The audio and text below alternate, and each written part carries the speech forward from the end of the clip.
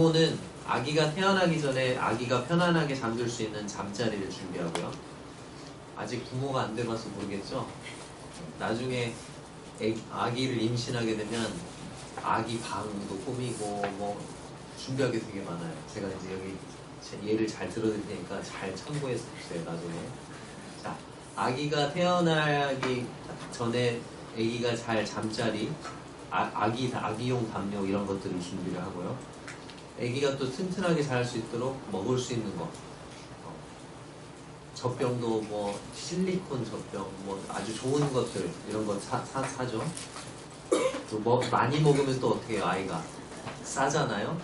그래서 기저귀도 뭐 기저귀 발진이 안 일어나는 그런 아주 부드러운 천으로 된 거, 부드러운 뭐 엠보싱 뭐 이런 걸로 된 기저귀를 준비를 하고, 아가 옷도 엄청 준비하고, 또 그 옷을 넣을 옷장도 준비하고.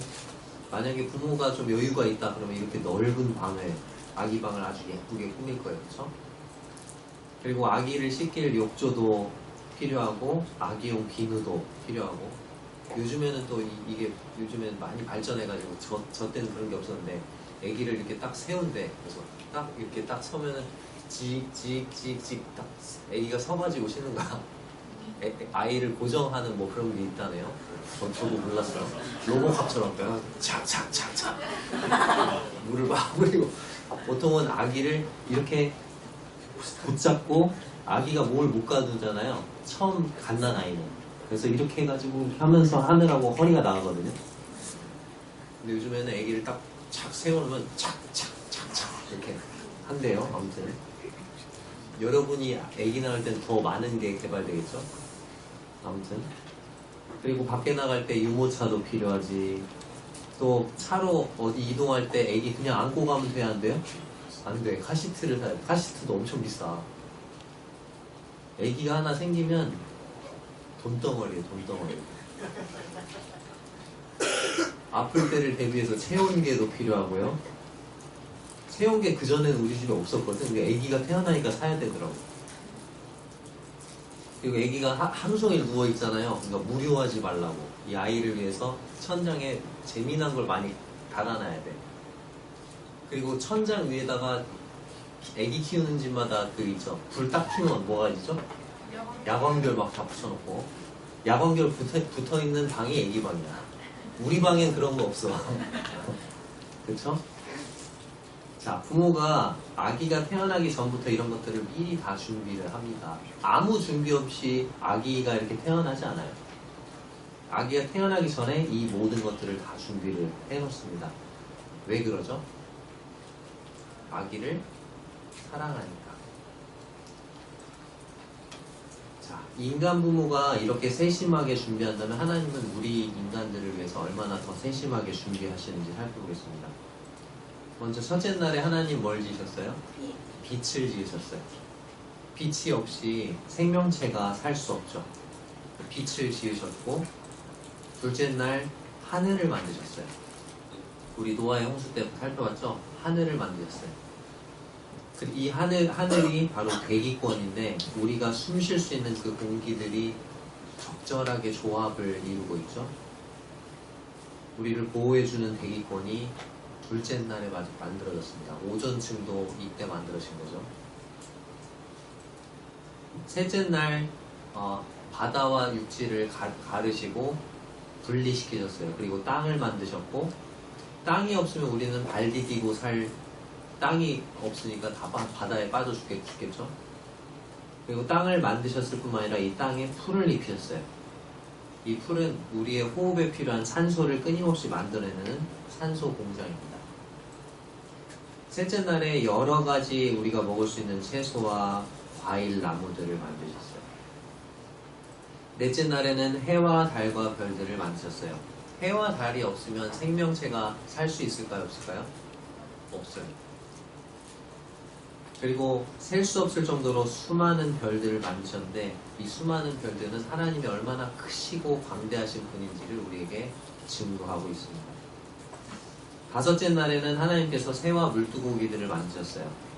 하나님이 만드신 새들과 또 물고기들을 자세히 주의 깊게 살펴보면 얼마나 놀랍게 그 생명체들을 설계하셨는지 우리가 알 수 있어요. 하나님의 돌보심을 증거하는, 그리고 하나님의 지혜를 선포하는 이 경이로운 작품들을 우리가 볼 수가 있습니다. 그리고 여섯째 날에 땅의 온갖 짐승들을 종류대로 만드셨습니다.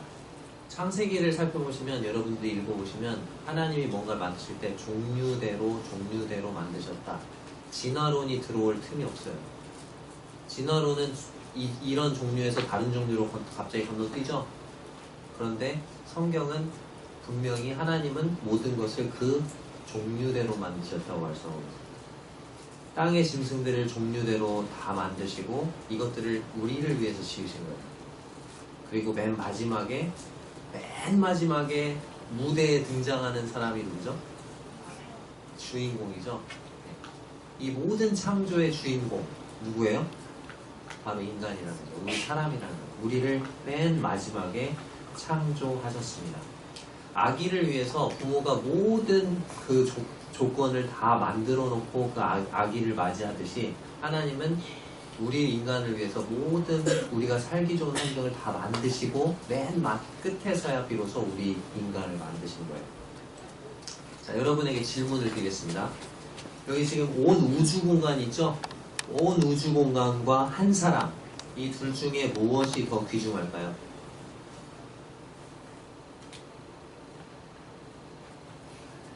진화론자들에게 물어보면 우주 공간이 더 중요하지 뭐 이럴 거예요. 자, 여러분의 이 질문이 어렵나요?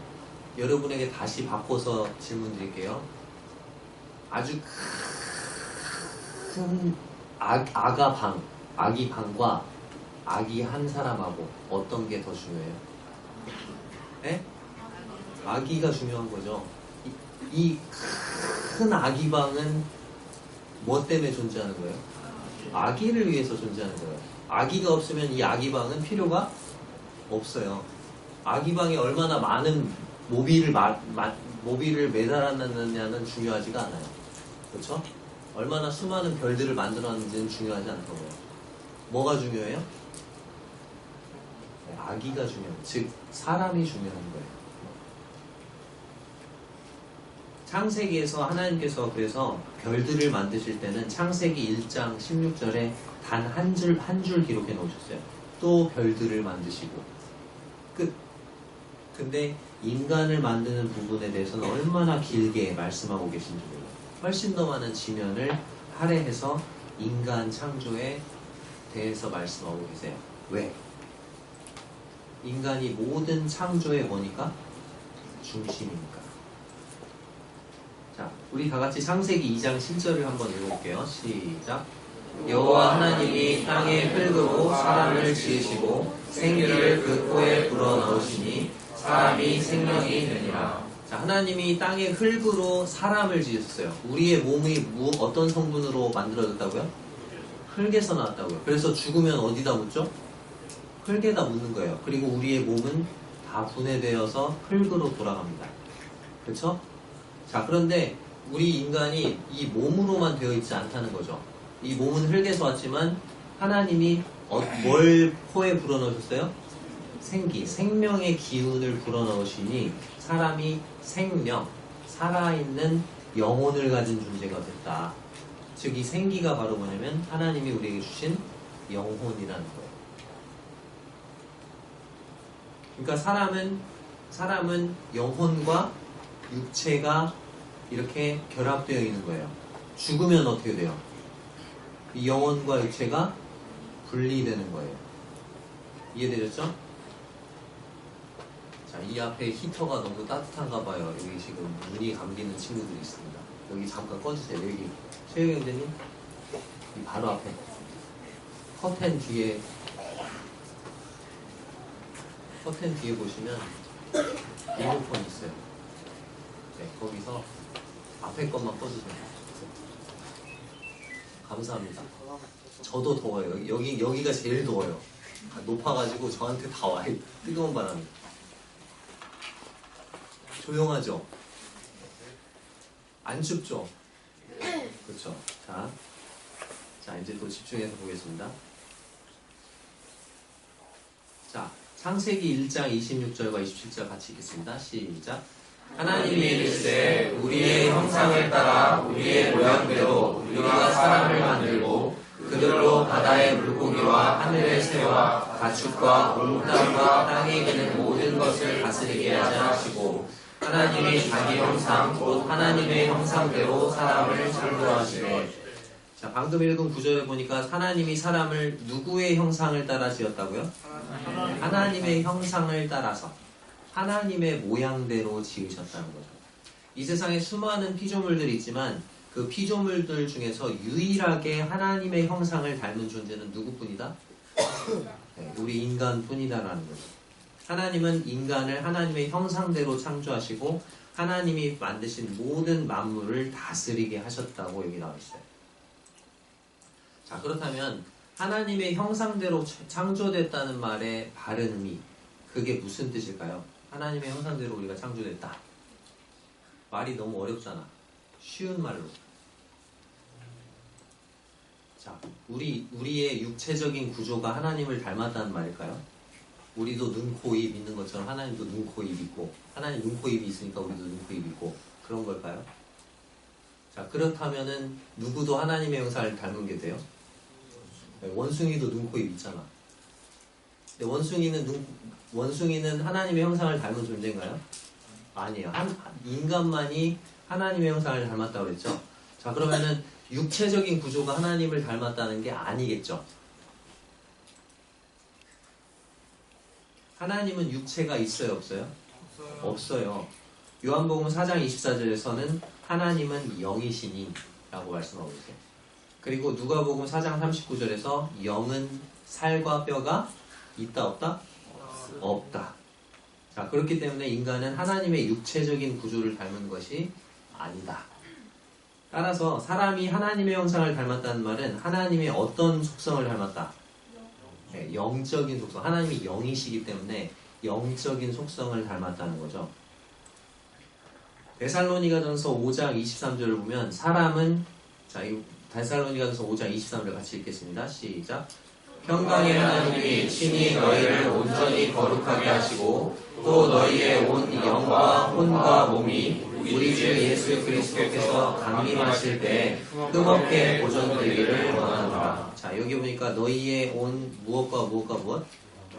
영과 혼과 몸. 자, 우리의 몸은 물질적인 부분이에요. 근데 비물질적인 부분이 있어요. 그게 뭐예요? 우리의 영과 혼. 이 영과 혼을 구분하는 학자들도 있고 이걸 합쳐가지고 뭐라고도 해요? 영혼이라고도 합니다. 자, 우리 인간들만 가지고 있는 영적인 속성이 있어요. 그게 뭐냐면 여러분 학교에서도 배웠을 거예요. 지, 정, 의. 지가 뭐예요? 지성, 정, 감정, 그 다음에 의지라는 거죠. 우리에게는 하나님을 알 수 있는 지성이 있어요. 그리고 하나님을 사랑할 수 있는 감정이 있어요. 그리고 하나님이 기뻐하시는 것을 선택할 수 있는 의지가 있어요. 물론 동물들도 약간의 지성과 감정과 의지가 있지만 우리 인간만큼의 지성과 감정과 의지는 없어요. 우리 인간에게는 언어가 있죠? 그쵸? 그리고 문명을 이룰 수 있는 지성이 있어요. 우리 인간에게만 뭐가 있어요? 문명이 있어, 문명. 자, 100년 전에 고양이가 쥐를 잡는 방법하고 지금의 고양이가 쥐를 잡는 방법이 같아요? 달라요? 네? 고양이가 쥐덫을 개발해내가지고 요즘에는 그렇게 쥐를 잡나요? 네? 네. 현재의 고양이나 100년 전, 1000년 전 고양이나 쥐를 잡는 방법은 똑같습니다. 맞나요? 곰이 연어를 잡는 방법, 1000년 전 곰이 연어를 잡는 법하고 오늘날의 곰이 연어를 잡는 법 똑같아요? 달라요? 곰이 무슨 막 초음파 추적 장치를 개발해내가지고 연어를 잡고 그런 거 들어본 적 있어요? 없어요? 없죠. 근데 인간은 새로운 기술을 개발해내고 문명을 만들어내죠. 동물과 인간의 다른 점이에요. 그렇죠? 하나님이 창조적인 분이시기 때문에 우리 인간에게도 창조성이 있죠. 동물의 감정은 단순하지만 우리 인간의 감정은 복잡합니다. 그리고 인간에게는 강한 의지력이 있어요. 반면에 동물들은 어때요? 의지에 따라서가 아니라 본능에 따라서 행동합니다. 그렇죠?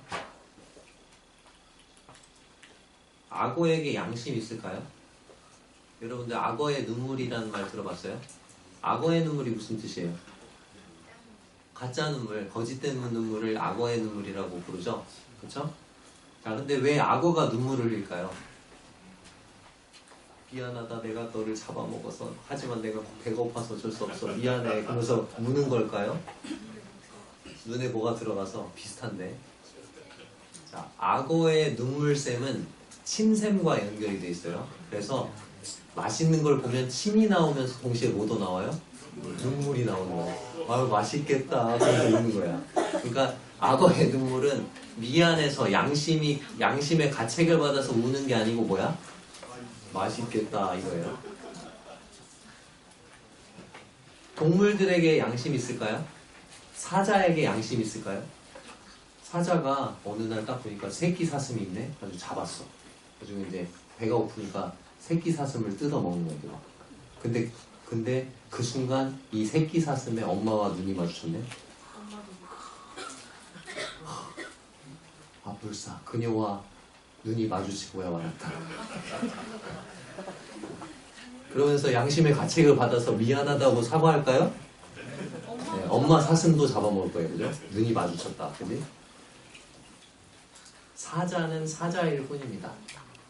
동물은 동물일 따름이에요. 인간에게만 양심이 있습니다. 그러면 사람의 양심은 어디서 왔을까요?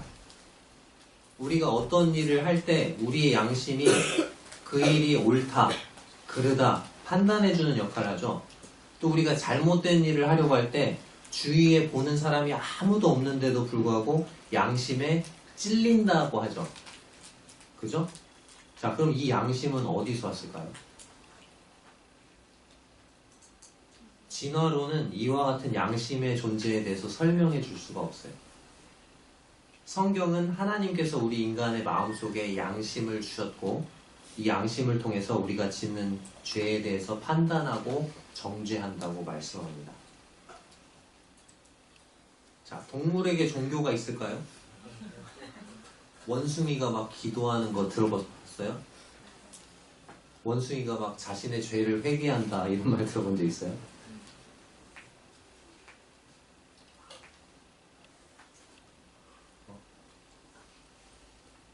어느 날 우리 집 강아지가 떨어지는 낙엽을 보면서 참 이 개의 인생도 아니고 뭐라 해야 돼? 이 개의 삶은 참 허무하구나. 그러면서 밥을 안 먹고 그런 거 들어봤어요? 동물에게는 영원을 사모하는 마음, 하나님을 찾는 마음이 없습니다. 영원을 사모하는 마음, 하나님을 찾는 마음은 하나님께서 인간에게만 주신 것입니다. 아프리카의 아무리 미개한 종족이라도 종교를 가지고 있어요. 문화 인류학자들이 다 이렇게 조사를 해보면 아무리 미개한 정말 짐승하고 별 다를 바 없는 것 같은 그런 삶을 살아가는 그런 미개한 부족, 원시 부족인들에게조차도 뭐가 있다? 종교가 있더라. 그들이 하나님에 대해서 바르게 알지 못해서 올바른 지식을 갖지 못해서 다른 것을 숭배하긴 해도 뭔가 초월적인 존재를 찾더라는 거예요.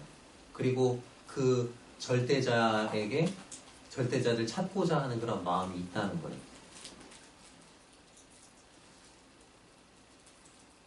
자, 하나님의 형상을 닮았다는 말의 의미를 쉽게 정리해 드리겠습니다. 자, 여기 나와 있는 사람 누군지 아시겠어요? 가운데 있는 사람이 TV에 자주 나오는 사람이에요. 맨 왼쪽에 나오는 사람은 TV에 나오는 사람 아니에요. 가운데 나온 사람이 누구죠? 네, 김동현. 이분이 그 격투기 선수인데 요즘에 TV 자주 나오다 보니까 막 허당미를 너무 과시해가지고 웃기는 사람이 되어버렸죠. 그죠? 자, 김동현인데 왼쪽에 있는 사진 보이세요? 누굴까요? 아빠야. 김동현 씨 아빠야. 그리고 오른쪽은? 아들이야. 아들이 좀 잘하면 어떻게 될 것 같아요? 자, 이런 걸 보고 뭐라고 하죠? 붕어빵이다 이런 얘기를 하죠. 붕어빵. 3대가 붕어빵처럼 닮았죠. 자, 이 김동현 씨 아들이 김동현 씨를 닮았죠. 김동현 씨의 형상을 닮았죠. 자, 그러니까 하나님의 형상대로 우리가 지음받았다. 우리가 하나님의 형상을 닮았다는 게 무슨 말인지 아시겠어요? 이따가 이제 강의 끝나고 이따 저녁 식사 하실 때 밥 먹을 때 주위를 쫙 둘러보면서 우리 교회에 이렇게 자세히 살펴보시면 저의 형상을 닮은 아이들이 4명이 돌아다녀요. 4명. 4명을 한번 찾아보세요. 놀래고 고치네. 여러분도 할 수 있어. 자, 4명이 돌아다니는데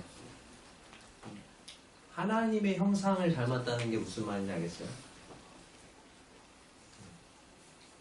수많은 피조물들이 있지만 유일하게 인간만을 하나님을 닮은 존재로 만들었다는 것은 하나님이 바로 우리를 자식처럼 여기신다는 거예요.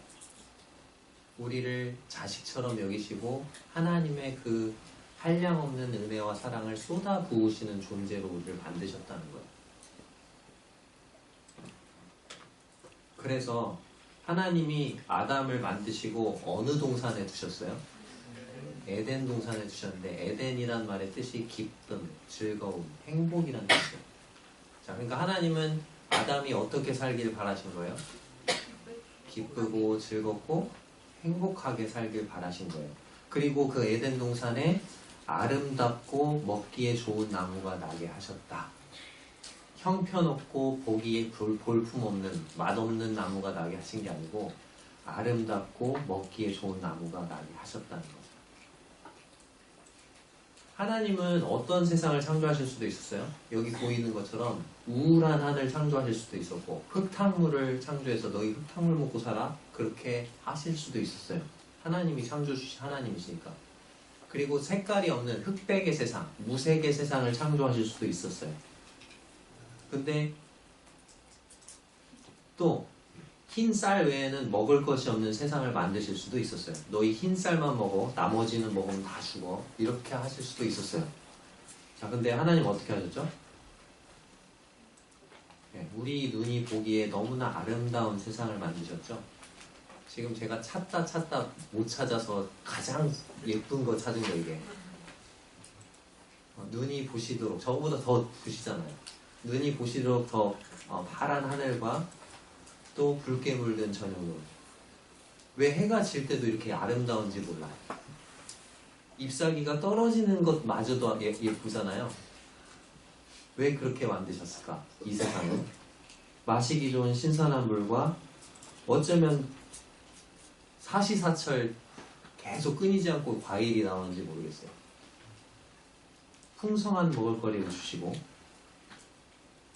그리고 그것들을 제대로 누릴 수 있는 눈과 코와 입을 주셨어요. 하나님이 아까 아름다운 파란 하늘과 붉은 노을을 만드셨는데 우리 눈을 생맹으로 만드셨으면 어떻게 됐을까요? 막 다채로운 세상을 만들었어. 근데 우리 눈은 그거를 흑백으로만 봐. 그러면 어때요? 소용없잖아요. 근데 그 우리의 눈이 얼마나 뛰어난지 아세요? 인간의 기술로 만들어낼 수 있는 가장 최신 사양의 카메라보다도 훨씬 더 뛰어난 눈을 우리에게 주셨어요. 그리고 하나님께서 수많은 꽃들과 각기 다른 향기들을 만드셨는데 우리 코가 냄새를 못 맡는다는? 그 전에 코로나 걸린 사람들이겠죠. 냄새가 안 난다고. 얼마나 불행해요. 그죠? 근데 우리는 하나님이 만드신 그 모든 향기들을 다 맡아서 구분할 수 있는 그런 코를 가지고 있죠. 또 맛은 어때요? 새콤, 달콤, 시큼, 짭짤 얼마나 맛들이 나는지 모르겠는데 그렇게 수많은 맛을 내는 과일들, 음식들이 있는데 그 맛을 제대로 못 느낀다면 불행하겠죠. 근데 그 맛을 다 제대로 우리는 구분해낼 수 있는 혀를 가지고 있죠. 자, 이 하나님이 만드신 것들을 제대로 누릴 수 있는 눈, 코, 입을 주신 것에 참 감사할 일입니다. 자, 하나님께서 이 모든 천지 만물을 만드셨어요. 자, 그러니까 하나님께서 만드신 그 창조물들에게 이름을 지어주는 것은 하나님이 하실 수 있는 특권인데, 그 특권을, 창조주의 특권을 누구에게 맡기셨어요? 아담에게. 그래서 아담 앞으로 동물들을 이끌어 왔는데, 아담이 그 동물들에게 너는 목이 기네? 기린. 너는 코에 뿔이 있네? 코뿔소. 또 코가 기네? 코끼리. 뭐 이렇게 이름을 지어준 거죠. 자, 그렇게 이름을 지어준다는 것, 그것은 이름을 지어준다는 말은 그 사람이 이름을 지어주는 것의 주인이란 뜻이거든요. 그러니까 하나님께서 이 사람을 뭘로 만드신 거예요?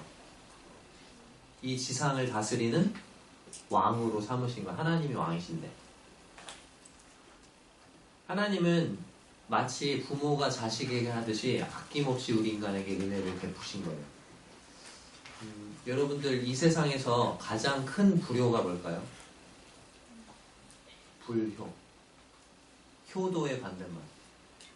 가장 큰 불효. 그렇죠. 부모를 몰라보는 거예요. 어떤 게 가장 부모의 마음을 아프게 하는 일인가? 당신이 나한테 해준 게 뭐가 있어? 나는 부모 없이도 혼자도 잘 컸어. 나는 당신 같은 부모가 없어. 이렇게 자신을 낳아주고 길러준 부모에게 이렇게 말하는 것.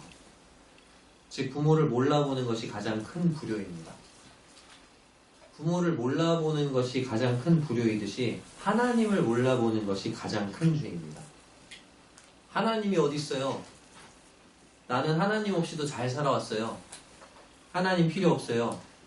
하나님 보여줘봐요. 그럼 믿을게요. 이렇게 말하는 것. 이게 가장 큰 죄입니다. 이사야서 1장 2절에서 4절을 같이 읽어볼게요. 시작. 하늘이여 들으라, 땅이여 귀를 기울이라. 여호와께서 말씀하시기를 내가 자식을 양육하였거늘 그들이 나를 거역하였도다.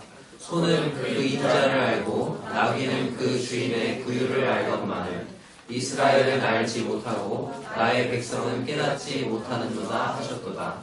슬프다 범죄한 나라여 허물진 백성이요 행하게 종자여 행위가 부패한 자식이로다. 그들이 여호와를 버리며 이스라엘의 거룩하신 이를 만홀히 여겨 멀리하고 물러가도다. 자, 여기 방금 우리가 읽은 구절에 보면은 하나님이 탄식하고 있어요. 하나님이 너무 답답하니까 호소할 데가 없으니까 누구에게 지금 하소연하고 있어요? 2절에서 하늘아 내 말 좀 들어봐. 땅아 내 목소리에 귀를 한번 기울여봐. 내 얘기에 귀를 기울여봐. 그러면서 하나님 말씀하시죠. 내가 자식을 양육했는데 그들이 나를 어떻게 했다? 거역했다. 내가 자식처럼 인간들을 양육하고 돌보았는데 그 인간들이 나를 거역한다. 그러면서 3절에서 소는 누구를 알아요? 그 임자. 소는 그 주인을 알아본다. 나귀도 뭘 알아요? 그 주인의 구유를 안다. 그러니까 미물인 짐승도 자신을 키워주고 돌봐주는 주인을 알아본다는 거죠. 근데 누구는 알지 못해요? 3절에 이스라엘은 알지 못하고 나의 백성은 깨닫지 못하는도다 하셨도다. 지금 여기 본문에서는 이스라엘 백성에 대해서 말씀하고 있지만 그것을 좀 확대해서 우리가 살펴보면 우리 인간 전체가 하나님을 몰라보고 있잖아요. 하나님의 선민이라는 이스라엘조차도 못 알아보는데 하나님의 선민이 아닌 다른 사람들 하나님 더 몰라보겠죠.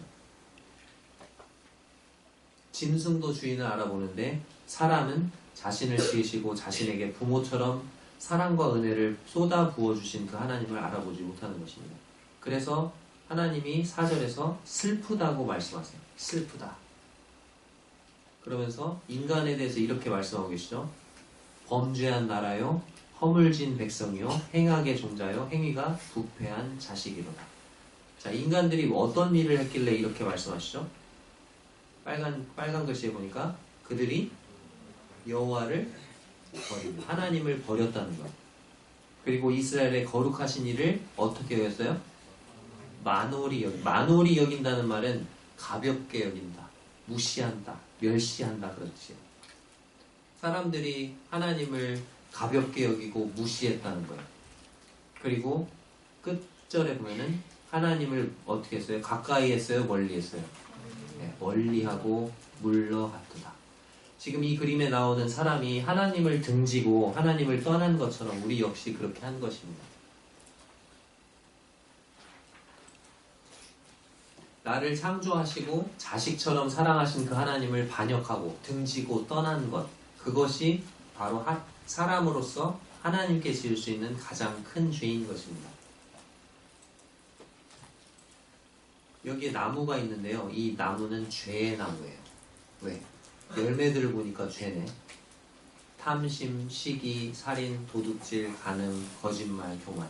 자, 이게 죄의 열매들인데, 그럼 죄의 뿌리는 뭘까요? 로마서 1장 28절에 보니까 죄의 뿌리가 뭐냐면 마음에 하나님 두기를 뭐했다? 싫어했다. 그래서 그 결과 이런 죄악들을 얻게 됐다. 이렇게 말씀하셨어요. 본문을 보면 이렇게 되어 있어요. 원인. 또한 그들이 마음에 하나님 두기를 뭐해서? 싫어해서. 마음에 하나님으로 두기를 싫어하니까 그 결과로 어떻게 됐어요? 그 결과로 하나님께서 그들을 그 상실한 마음대로 내버려 두사 합당하지 못한 일을 하게 하셨으니 곧 모든 불의, 추악, 탐욕, 악의가 가득한 자요, 수근수근하는 자요, 비방하는 자요, 하나님께서 미워하시는 자요, 능욕하는 자요, 교만한 자요, 자랑하는 자요, 악을 도모하는 자요, 부모를 거역하는 자요, 우매하는 자요, 배약하는 자요, 약속 어기는 거죠. 무정한 자요, 무자비한 자요. 그들이 이 같은 일을 행하는 자는 사형에 해당한다고 하나님께서 정하심을 알고도 자기들만 행할 뿐 아니라 또한 그런 일을 행하는 자들을 옳다 하느니라. 하나님을 마음에 두기 싫어하니까 그 결과로 이러한 수많은 죄들을 짓게 됐다는 거예요. 죄의 근본적인 원인, 뿌리가 뭐라고요? 마음에 하나님 두기를 싫어하는 거. 하나님을 인정하지 않고 그냥 자기 마음대로 살고 싶은 거죠. 그 결과 이런 죄를 짓게 됐고 그 결과로서 심판을 받는데 어떤 형벌을 받아요? 사형.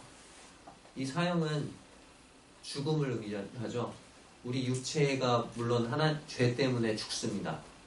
그런데 이 죄로 인해서 나중에 둘째 사망, 즉 지옥에 들어가는 거죠. 자, 베드로후서 2장 4절 한번 읽어볼게요. 시작. 하나님이 범죄한 천사들을 용서하지 아니하시고 지옥에 던져 어두운 구덩이에 두어 심판 때까지 지키게 하셨으며. 자, 하나님께서 범죄한 천사들을 뭐 하지 않는다? 용서하지 않고 어디에 던진대요? 지옥에 던진대요. 자, 천사가 무슨 죄를 지었길래 지옥에 던지실까요? 객관식 3개. 첫 번째 1번. 천사가 다른 천사의 물건을 도둑질할 수 있을까요? 도둑질해서 뭔가 이렇게 지옥에 던지실까? 아니죠. 천사는 영적인 존재니까 물건이 필요가 없죠. 두 번째. 천사가 간음죄를 범해서 지옥에 던지실까요? 천사는 영적인 존재이고 몸이 없기 때문에 이것도 불가능하죠. 자, 세 번째. 천사가 다른 천사를 죽일 수 있을까요? 천사는 영적인 존재이기 때문에 죽지 않습니다. 자, 그러면 도대체 무슨 죄를 범했길래 천사들을 지옥에 던지신다고 말씀하실까요? 교만? 교만. 자, 보세요. 여기 누가 있어요? 왕이 있어요. 그럼 왕 밑에 누가 있죠? 신하. 제가 신하 그림을 못 구해가지고 웨이터를 넣었어요. 자, 신하라고 치겠습니다. 자, 왕 밑에 신하 있는 게 정상이죠? 근데 어느 날 갑자기 신하가 왕을 착 쳐다보더니 저 자리를 탐하는 거예요. 그래서 어떻게 해요? 왕을 끌어내리고 밑으로 끌어내리고 자기가 위로 올라가 버려. 이걸 뭐라고 하죠? 반역이라고 합니다. 이걸 반역. 자, 이 고대 사회에서 가장 큰 죄가 뭐죠? 반역죄예요. 반역죄고 이 반역죄는 몇 족을 멸하는 죄죠? 3족을 멸한다. 3족을 멸한다는 게 무슨 뜻인지 알아요? 내가 만약에 반역죄를 범하잖아요. 그러면 우리 아버지 라인, 아버지 쪽 친척들이 다 죽어. 그 다음 어머니 쪽 친척들 다 죽어. 그 다음 저와 결혼한 아내 쪽 친척들 다 죽어. 이렇게 삼족을 멸하는 죄가 바로 반역죄. 가장 무서운 죄죠. 자, 이 세상에서 최초의 죄가 뭐였을까요? 사탄이 지었던 최초의 죄. 자, 원래 하나님 밑에 루시퍼라는 천사장이 있었어요. 하나님 밑에 루시퍼라는 천사장이 있어. 그리고 밑에 다 천사들이야. 어느 날 루시퍼가 딱 보니까 밑에 다 천사, 자기보다 낮은 천사들이고 위에 딱 보니까 누구만 있어? 하나님만 계셔. 그래서 어떤 생각을 했어요? 내가 저 위로 올라가야지. 내가 하나님처럼 돼야지. 그렇게 해가지고 어떻게 했어요? 천사들 한 3분의 1을 데리고 반역을 했어. 하나님을 끌어내린다 이렇게. 그래서 타락해가지고 근데 싸워가지고 이겼을까 졌을까? 지죠. 당연히 하나님한테 안 되지. 가지고 하늘에서 쫓겨났네. 그래가지고 된 게 뭐예요? 천사장 루시퍼가 타락해서 된 게 뭐예요? 사탄이고 그 루시퍼라는 천사장을 동조해서 따랐던 그 천사들, 수많은 천사들이 뭐가 됐을까? 귀신이 된 겁니다. 뭐 사람의 영혼이 구천을 떠돌고 막 그게 귀신이 아니고 사람은 죽으면 바로 천국이나 지옥으로 갑니다. 여기 떠돌 수 없어요. 귀신은 바로 뭐다?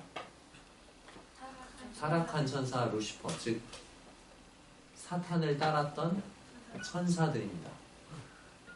그 천사들이 죽은 사람 흉내내고 막 그래가지고 다른 사람들이 예수님 못 믿고 하나님 못 믿고 같이 지옥 가려고 그렇게 끄집어 당기는 거예요.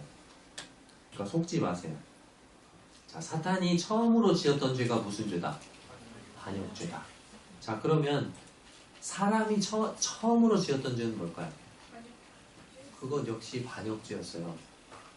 자, 하나님 밑에 누가 있는 게 맞죠? 사람이 있는 게 맞죠? 자, 하나님이 아까 인간을 자식처럼 여기시고 하나님의 형상을 닮은 존재로 만드시고 이 세상 모든 만물을 사람을 위해서 지으시고 너 이거 다 가져, 네 거야, 다 누려.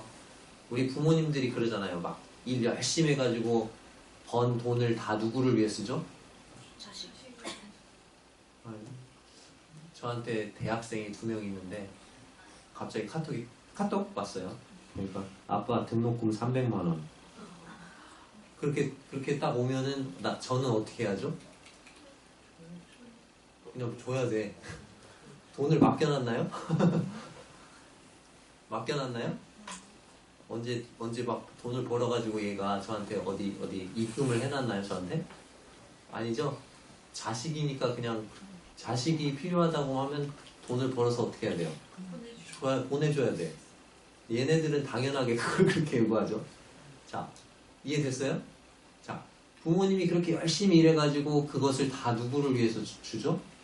자식들에게 주는 것처럼 하나님이 이 세상 모든 만물을 다 만드셔서 누구 누리라고 주신 거예요? 사람에게 누리라고 주신 거예요. 네가 다 가져라. 근데 네 위에 하나님 있다. 이 선은 넘지 마라. 그렇게 선으로 그어주신 게 뭐예요? 그게 선악과예요. 그죠? 네가 모든 걸 다 먹어도 좋다. 모든 열매를 임의로 먹어도 되는데 선악을 알게 하는 나무 열매는 먹지 말아라. 먹는 날에는 반드시 죽는다. 그래서 선을 그은 거예요. 하나님이. 네 위에 하나님 있다. 너는 하나님이 아니야. 그것을 선을 그었는데 그 선을 어떻게 했죠? 사람이? 너 선을 넘어버렸죠. 자기가 하나님처럼 되고 싶어서. 이렇게. 그게 최초의 죄죠. 자, 창세기 2장 9절에 보니까 하나님이 에덴 동산에 보기에 아름답고 먹기에 좋은 나무가 나게 하셨고 동산 가운데 뭐가 있었어요? 생명나무도 있고 선악을 알게 하는 나무도 있었어요. 생명나무는 금하지 않으셨죠? 먹을 수 있었어. 근데 뭐 결과적으로 못 먹긴 했는데 안 먹었어. 우리 여기 구원받은 친구들은 나중에 천국 가면 먹을 거예요. 생명나무 가시를 먹게 돼요. 아무튼 자, 그리고 2장 16절과 17절에 보니까 동산 각종 나무의 열매는 네가 임의로 먹되 네가 다 먹어도 좋아. 근데 뭐만은? 선악을 알게 하는 나무의 열매는 먹지 말라. 네가 먹는 날에는 반드시 죽을 것이다. 근데 뱀이 접근하죠. 그래가지고 뭐라 그래요? 야, 하나님이 정말 너희한테 동산 모든 나무 열매를 먹지 말라고 그래? 왜 그러셨대? 뭔가 꿍꿍이가 있는 거 아니야? 그러면서 하나님의 선하심을 의심하게 하는 질문을 살짝 던져요.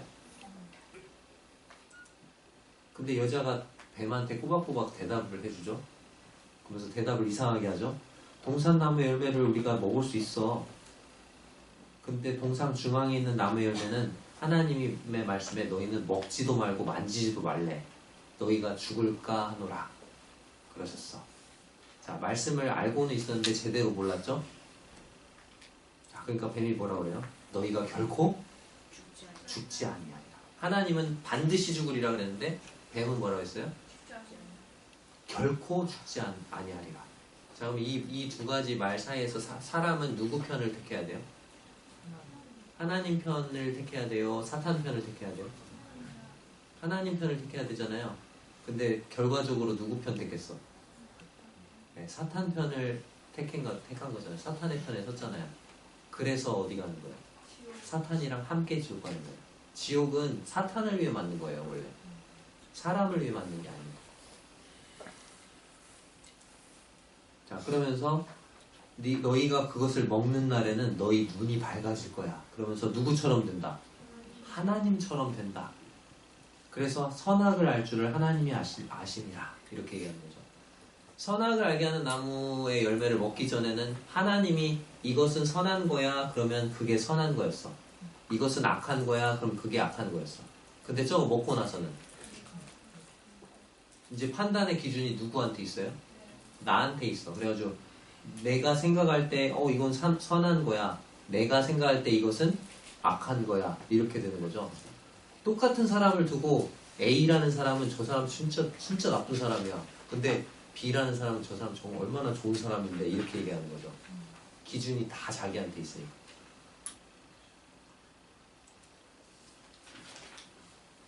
그래서 그 얘기를 듣고 사탄의 편에 서서 그 열매를 따먹고 아담도 같이 먹어버렸죠. 자, 무엇이 근본적인 죄입니까? 하나님이 주인이시고 왕이신데 그 왕 밑에 사람이 있는 게 맞는데 누가 주인 노릇하는 거예요? 네, 사람이 하나님을 밀어내고 내가 하나님 자리에 딱 앉아가지고 자기 마음대로 주인 노릇하면서 사는 것, 이것이 근본적인 죄예요. 여기 나와있죠? 인간이 창조주 하나님을 밀어내고 자신이 하나님 자리에 올라가서 주인 노릇하면서 자기 마음대로 사는 것, 이게 근본적인 죄입니다. 자, 그럼 회개는 뭘까요? 회개라는 말은 돌이킬 회, 고칠 개자예요. 이 회개라는 건 뭐냐면 차를 타고 이렇게 가고 있어. 난 서울을 가야 돼. 근데 가다 보니까 부산 방향이네. 그럼 어떻게 해야 돼요? 돌아가야 되죠. 이렇게 돌아가야 돼요. 이쪽으로. 유턴이라고 하죠.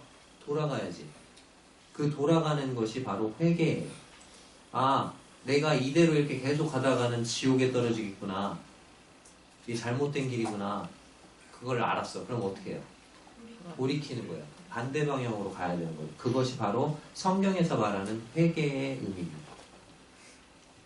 회개는 뭐 자기가 지은 죄를 낱낱이 하나님께 막 고백하고 막 이렇게 아뢰고, 물론 그것도 회개라고 부르긴 하는데 성경에서 말하는 참된 회개의 의미는 자신이 하나님 앞에 살아가던 방향이 잘못됐다는 것을 깨닫고 하나님께로 돌이켜서 다시 반대 방향으로 가는 것, 그것이 참된 회개의 의미입니다.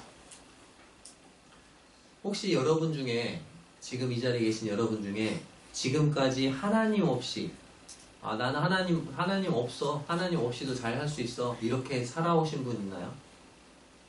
또는 나는 하나님이 계신지도 모르고 그냥 살아온 분 있나요?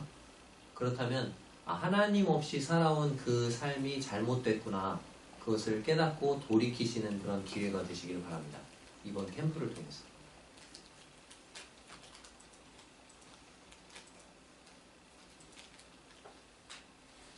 여기 나와있죠? 데살로니가전서 1장 9절을 한번 같이 읽어보겠습니다. 시작. 너희가 어떻게 우상을 버리고 하나님께로 돌아와서 살아계시고 참되신 하나님을 섬기는지. 여기는 그러니까 데살로니가 전서라고 되어 있죠. 데살로니가 사람들이 처음에는 누구를 섬겼어요? 우상을 섬겼어. 우상. 하나님이 아닌 다른 걸 섬긴 거예요. 그게 맞는 줄 알고 그렇게 섬겼었어. 근데 그러다가 복음을 들었어. 지금 제가 여러분들에게 이렇게 말씀 전해주는 것처럼 하나님의 말씀을 들었어.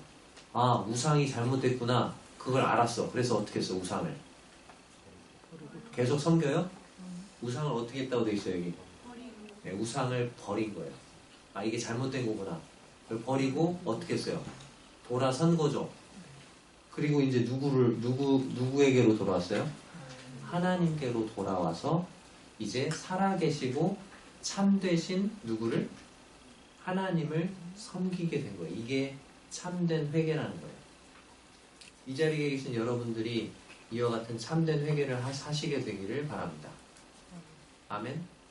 네, 이상으로 이번 시간 말씀 마치겠습니다. 감사합니다.